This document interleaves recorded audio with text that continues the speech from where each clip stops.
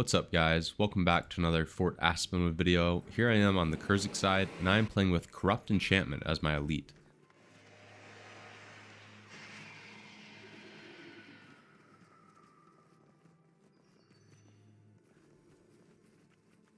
So this is a very nice option for enchantment removal. This used to be one of the meta elite skills for necromancers in both random arenas and team arenas back in the day, because you do encounter lots of enchantments in PvP, and this is a great way to strip them with a very low energy cost, quick recharge, as well as having some pretty nice degeneration with the Hex. You can see some of the other skills I brought with me. I have Enfeeble, so this is a way to cause weakness, which is great against physical damage characters.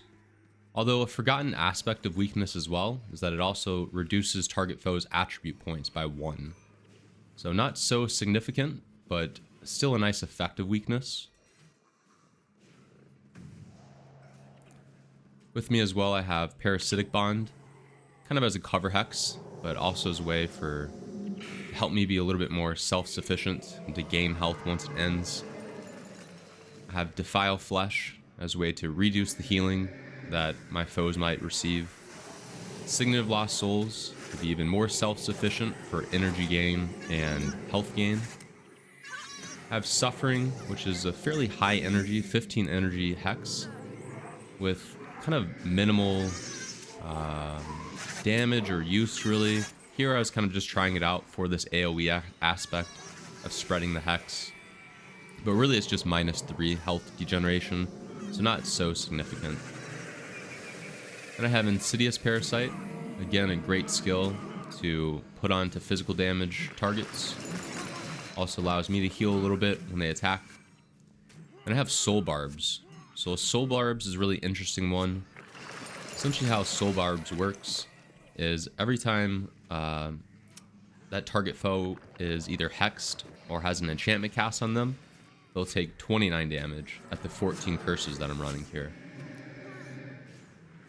So it pairs really well with me spamming other hexes on them, or my team also spamming hexes on them, and then a monk potentially putting enchantments on them.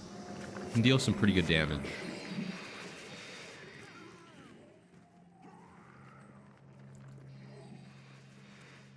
Now, probably a better version of this build for PvP would be to remove Suffering and possibly Soul Barbs, or Defile Flesh, and to replace it with Foul Feast and Plague Sending. This would give a little bit more team support and would help out with the conditions. So that was pretty common to see in random arenas and team arenas when you had a Corrupt Enchantment Necromancer. You can see I'm facing lots of Elementalists, which oftentimes use Aura of Restoration and also, you know, Fire Attunement or Water Attunement, whatever it might be. So very nice for this match. You can keep on stripping those with Corrupt Enchantment. They do have healers as well, so Defile Flesh come in handy. And here we go, we're trying to take out the Siege Turtle here. Looks like we're being pretty successful at it.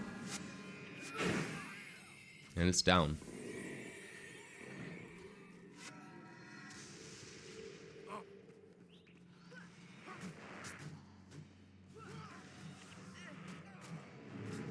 Also, you can see on the team they have physical damage characters, they have a warrior, a ranger, so Insidious Parasite and Enfeeble will work out nicely here.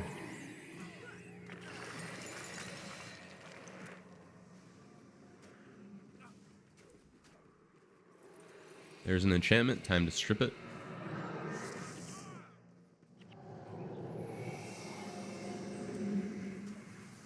A lot of target switching in this game, which is definitely necessary with all the different characters that I have the ability to shut down or deal damage to. So I do switch off targets a lot here. That's kind of the goal of this build. Spread as much degeneration, hexes, and weakness as possible. Although I'm not really utilizing Soul Barbs very much during this game. I could probably be doing a better job at that. Now luckily we repaired that green gate right away, pretty early on in the game for them to already have knocked it down. Nice power spike by that Mesmer taking me out there.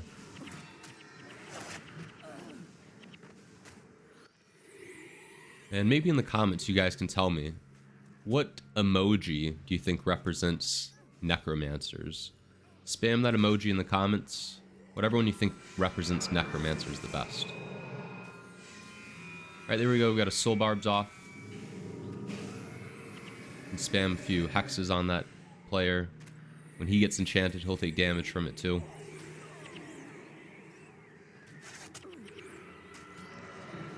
I like this necromancer who's healing as a ritualist secondary. Very, very good build, since necromancers benefit off soul reaping. But here we go, lots of pressure already. They're attacking our gatekeepers.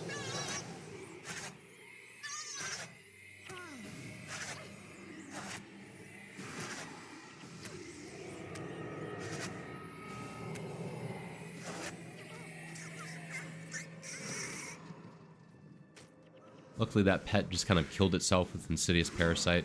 I'll try to keep it on that pet, as well as some of these other characters like this warrior here.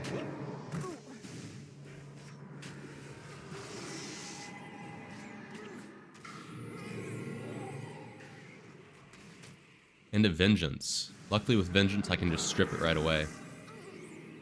Vengeance is a very niche res skill, which can sometimes actually come in handy here in Fort Aspenwood. Very rare to see, but sometimes it works out pretty nicely, especially if they're inside this green gate.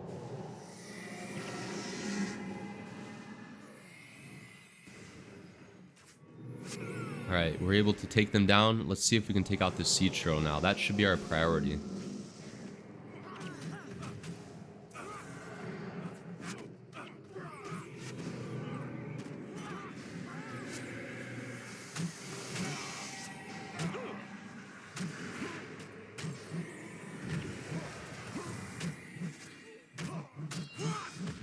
Very nice spike there by that warrior and Mesmer working together.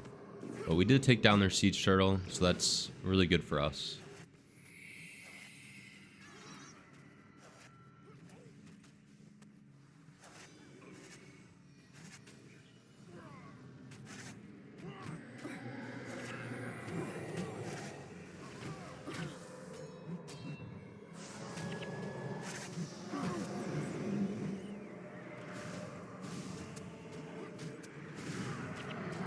Keep on stripping these enchantments as we can see them. Soul Barbs did pretty good damage on that warrior there. See, even on this Elementalist, Soul Barbs is really triggering a lot. There must be another character on my team who's targeting him. As you just see all those 29s pop up. Honestly, too, I should probably be running at 16 curses, but for some reason this game I was only running at 14.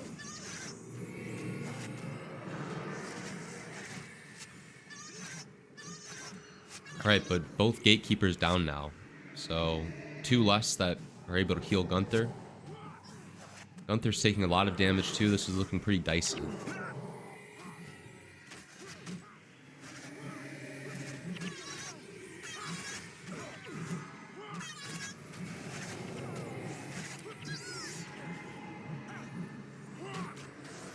There we see a Vengeance pop up.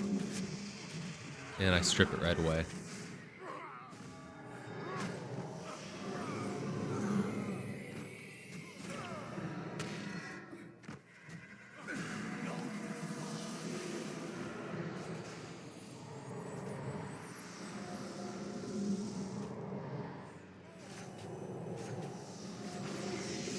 But shout out to these monks in our team. They're doing a really good job right now. We're facing some pretty substantial pressure. Yes, the gatekeepers did die, but they did a really nice job of keeping Gunther alive there.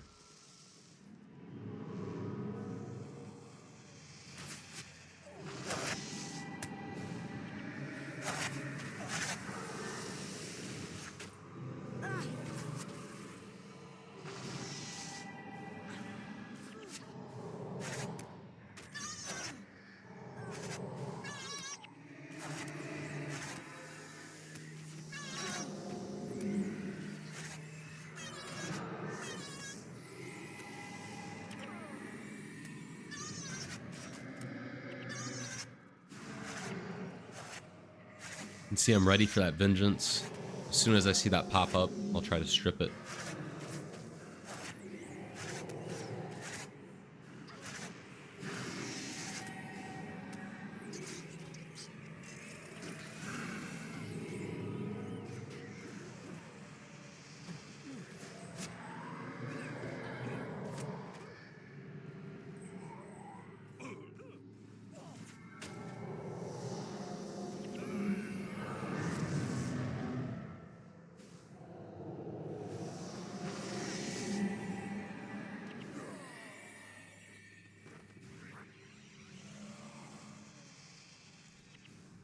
So a very good game. They maybe have one final push left, but this was a good battle inside this green gate.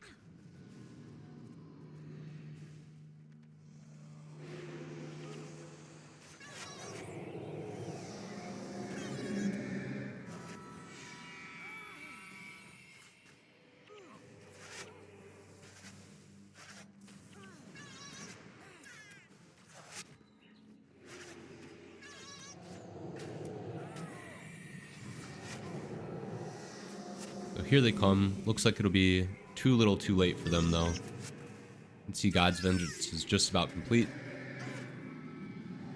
So thanks for watching, guys, and cheers.